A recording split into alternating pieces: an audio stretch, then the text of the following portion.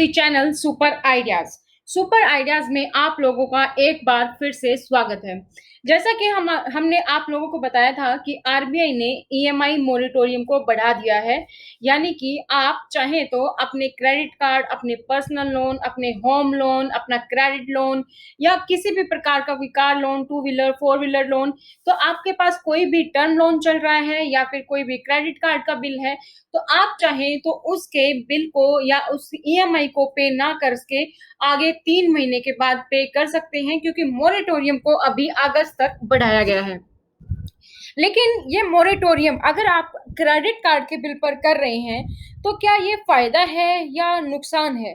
इसको हम बड़े ही इजी तरीके से समझेंगे इस वीडियो में, एक एग्जाम्पल के द्वारा, एक छोटी सी अमाउंट को लेकर, क्योंकि काफी सारे लोग ऐसे हैं जो क्रेडिट कार्ड यूज करते हैं और जो छोटी से छोटी अमाउंट पे भी ईएमआई मोरेटोरियम कर रहे हैं। तो इस वीडियो में हम देखने वाले हैं। तो अगर आप क्रेडिट कार्ड मोरेटोरियम को अप्लाई करने जा रहे हैं और अगर आप बिल पे कर सकते हैं, तो ये वीडियो जरूर देखें, उसके बाद ही आप अपना फैसला लें।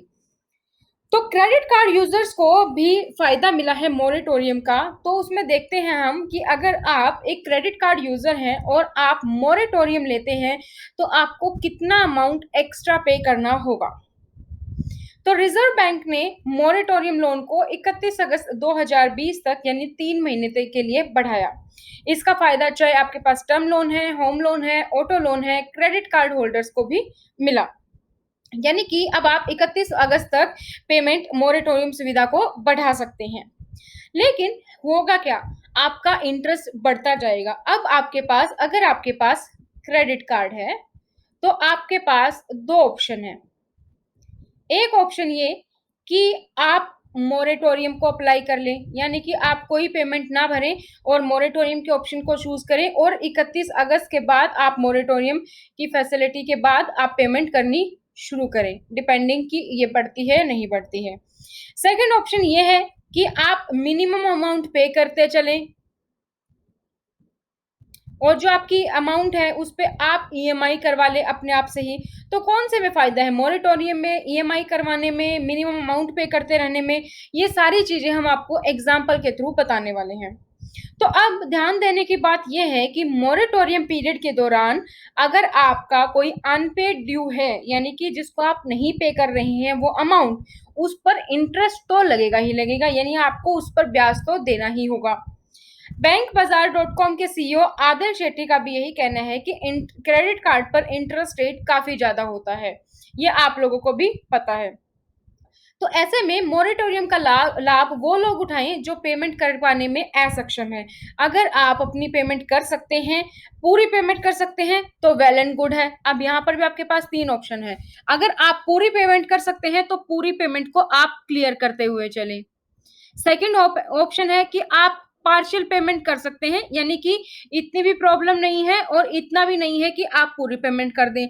तो उस केस में आप क्या कर सकते हैं, जो आपकी अमाउंट है, आप जो भी ईएमआई के लिए एलिजिबल है उस पे आप खुद से ईएमआई कर लीजिए, मिनिमम अमाउंट ड्यू पे करते चलिए या थोड़ी जो ज्यादा बच जाती है वो पे करते चलिए। थर्ड ये है कि अब आप पेमेंट करने में असक्षम है, पेमेंट बिल्कुल ही नहीं कर सकते, ज्यादा ही प्रॉब्लम है, तो फिर कोई ऑप्शन है नहीं, तो फिर हमें मोरेटोरियम को अप्लाई करना ही करना है। तो क्योंकि 6 महीने में इंटरेस्ट का बोझ आपके ऊपर काफी ज्यादा पड़ने वाला है। तो क्रेडिट कार्ड पे किस तरह इंटरेस्ट लगता है? अलग अलग क्रेडिट कार्ड, अलग अलग बैंक के क्रेडिट कार्ड पे अलग अलग इंटरेस्ट होता है। किसी पे 2%, किसी पे 3%, किसी पे 4%। आप अपने क्रेडिट कार्ड में देख सकते हैं, अपने क्रेडिट कार्ड के मैनुअल में या ऑनलाइन जाकर आप चेक कर सकते हैं कि आपके क्रेडिट कार्ड पर कितना इंटरेस्ट लग रहा है। अगर आप क्रेडिट कार्ड यूज करते हैं और पेमेंट डेट से पहले आपको फुल पेमेंट करना होता है, ऐसा नहीं करने पर मिनिमम अमाउंट का 5% होता है। अगर आपने पेमेंट नहीं कर पा रहे आप, तो जो मिनिमम अमाउंट है उसका 5% आपका लग जाता है चार्ज। तो पेमेंट कर उसे अगले महीने में डेफर किया जाता है। ऐसी स्थिति में आपका 2-4% तो इंटरेस्ट लग जाता है और आउटस्टैंडिंग अमाउंट पर भी लगता है। तो इसको अब हम उदाहरण के जरिए समझते हैं। मान लीजिए आपकी ट्रांजैक्शन डेट है 1 मार्च 2020 को, आपने की 10,000 रुपए की ट्रांजैक्शन।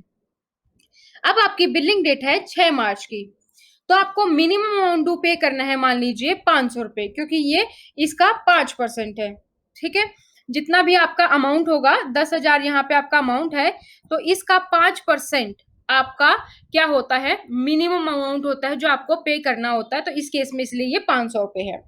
अब टोटल ड्यू अमाउंट आपकी हो गई 10,000 रुपए है, और लास्ट ड्यू डेट है आपकी 26,000, 26 मार्च 2020 आपकी, जिसको आपको पेमेंट करनी ही करनी है। तो इस परिस्थिति में क्या होगा, अगर उपभोक्ता 25 मार्च तक 10,000 रुपए जमा कर देता है, तो वह इंटरेस्ट लगने से बच गया। ना तो उसका मिनिमम अमाउंट पे कुछ देना है और ना ही उसको अलग से कोई इंटरेस्ट देना है।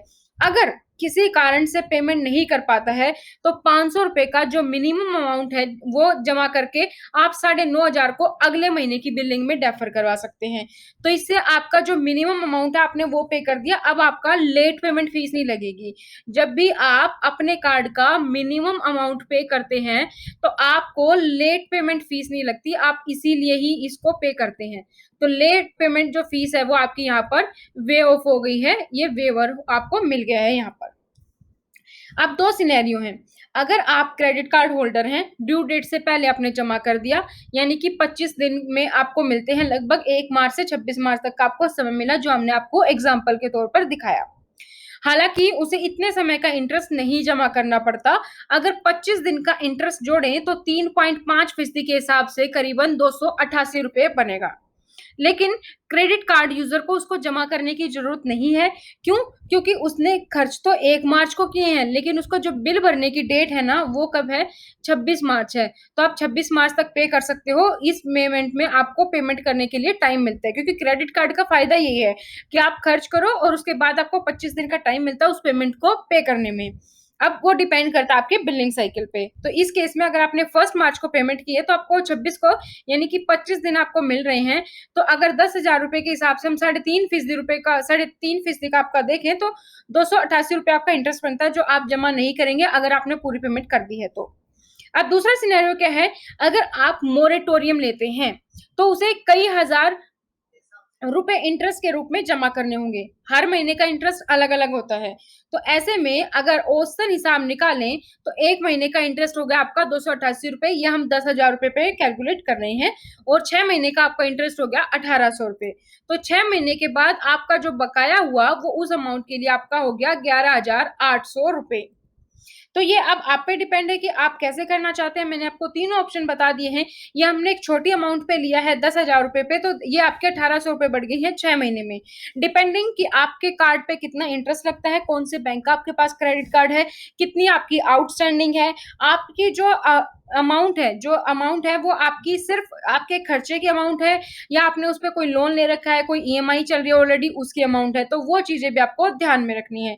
तो 3 ऑप्शन मैंने आपको बता दिया। आप अपनी सहूलियत के हिसाब से जो आपको अच्छा लगता है वो आप यहाँ से चूज कर सकते हैं। तो दोस्तों आज की वीडियो में था इतना ही। वीडियो को लाइक जरूर कीजिएगा। कोई भी एक सजेशन है वीडियो के लिए तो आप हमें कमेंट सेक्शन में कमेंट कर सकते हैं। जो लोग चैनल पर नए हैं, चैनल को सब्सक्राइब करना ना भूलें और साथ में बेल आइकन को भी प्रेस कर लें, ताकि जैसे इस तरीके की कोई वीडियो अपलोड हो उसकी नोटिफिकेशन आपको टाइमली मिल जाए। तो आज की वीडियो में था इतना ही। नेक्स्ट वीडियो में हम फिर मिलेंगे नए नोटिफिकेशन के साथ। Thank you so much. Bye bye. Take care.